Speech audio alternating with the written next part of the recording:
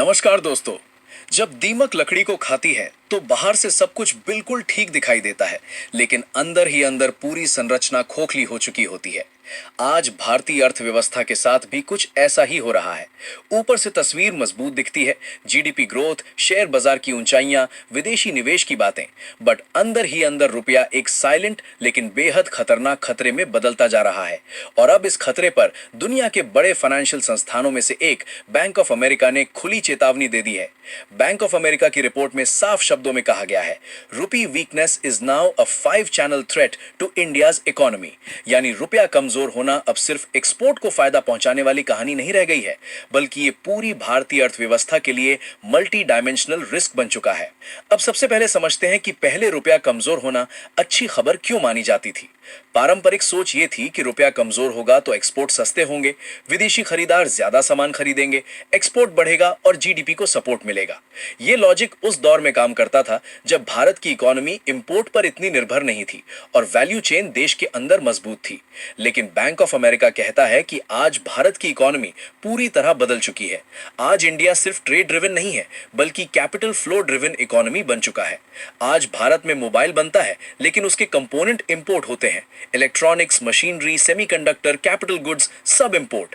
ऐसे में रुपया कमजोर होते ही इंपोर्ट महंगे हो जाते हैं, इनपुट कॉस्ट बढ़ती है, कंपनियों का मुनाफा घटता है और ग्रोथ पर सीधा असर पड़ता है। यानी एक्सपोर्ट का छोटा फायदा इंपोर्ट का बड़ा नुकसान बन जाता है। अब आते हैं उस असली चेतावनी पर। ये 5 चैनल थ्रेट आखिर है क्या?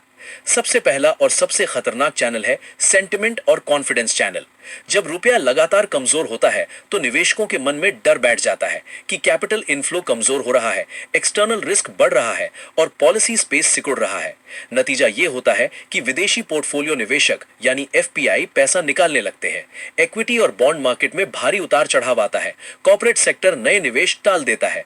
और याद रखिए, निवेश हमेशा भविष्य को देखकर होता है। भरोसा टूटा तो पैसा रुक गया। दूसरा चैनल है ग्रोथ चैनल। पहले माना जाता था कि रुपया कमजोर हुआ तो एक्सपोर्ट बढ़ेगा और ग्रोथ तेज होगी, लेकिन आज की हकीकत बिल्कुल अलग है। भारत के export sectors, electronics, machinery, auto component, इन सब में इंपोर्टेड कंटेंट बहुत ज्यादा है। रुपया कमजोर, इंपोर्टेड इनपुट महंगे, प्रोडक्शन कॉस्ट बढ़ी, मार्जिन घटे और आउटपुट पर असर पड़ा। वहीं सर्विस सेक्टर, खासकर आईटी, कीमतों से नहीं बल्कि ग्लोबल डिमांड से चलता है और एआई के दबाव और स्लो ग्लोबल ग्रोथ के चलते डिमांड भी कमजोर है। यानी रुपया कमजोर होकर ग्रोथ सपोर्ट नहीं बल्कि ग्रोथ ड्रैग बन जाता है। तीसरा चैनल है इन्फ्लेशन चैनल। यह सबसे डायरेक्ट और सबसे दर्दनाक चैनल है। रुपया कमजोर मतलब इंपोर्ट महंगे। भारत 85% क्रूड ऑयल इंपोर्ट करता है। फर्टिलाइजर, एडिबल ऑयल, इलेक्ट्रॉनिक्स और कैपिटल गुड्स भी बाहर से आते हैं। भले ही ग्लोबल ऑयल सस्ता हो जाए, लेकिन अगर रुपया कमजोर है तो उसका फायदा नहीं मिलता। नतीजा, महंगाई का दबाव बढ़ता है, आरबीआई को ब्याज दरों में कटौती टालनी पड़ती है, लिक्विडिटी टाइट होती है और ग्रोथ रिकवरी स्लो हो जाती है। यानी इन्फ्लेशन बनाम ग्रोथ का क्लासिक जाल। चौथा चैनल है एक्सटर्नल बैलेंस और कैपिटल फ्लो। ट्रेड साइड पर इंपोर्ट महंगे और एक्सपोर्ट सस्ते दिख सकते हैं, जिससे करंट अकाउंट थोड़ा संभलता दिखे, लेकिन असली खतरा कैपिटल साइड से आता है। रुपया कमजोर होते ही पोर्टफोलियो आउटफ्लो शुरू हो जाता है, एक्सटर्नल बोरोइंग महंगी हो जाती है और कॉर्पोरेट बैलेंस शीट पर दबाव बढ़ जाता है। भारत का करंट अकाउंट डेफिसिट स्ट्रक्चरल है, जिसे एफडीआई, एफपीआई और एक्सटर्नल बोरोइंग से फाइनेंस किया जाता है। अगर कैपिटल इनफ्लो घटा तो फॉरेक्स रिजर्व पर दबाव आएगा, आरबीआई को ज्यादा इंटरवेंशन करना पड़ेगा और मार्केट का भरोसा और कमजोर होगा। ये एक खतरनाक साइकिल बन जाती है।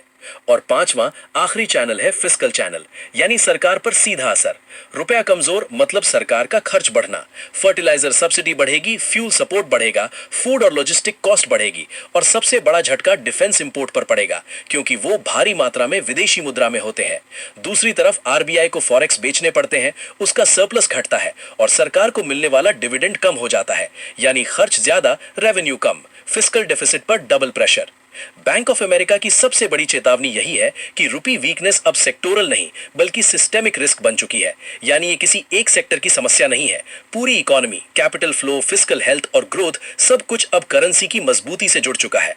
आज रुपया कमजोर होना सिर्फ एक्सपोर्ट की कहानी नहीं, बल्कि पूरी भारतीय अर्थव्यवस्था की परीक्षा है और बैंक ऑफ अमेरिका की इस चेतावनी को नजरअंदाज करना भारी पड़ सकता है। अब सवाल आपसे, क्या आपको लगता है कि रुपए पर मंडराता ये संकट आने वाले समय में और गहराएगा? क्या इसका असर बाजार, निवेश और आपकी जेब पर पड़ेगा? नीचे कमेंट में अपनी राय जरूर बताइए। और अगर आपको ऐसे ही दमदार, हाई एनर्जी और गहराई से समझाने वाले एनालिसिस पसंद आते हैं तो वीडियो को लाइक कीजिए, शेयर कीजिए और ऐसी हर बड़ी आर्थिक खबर के लिए चैनल को अभी सब्सक्राइब कर लीजिए।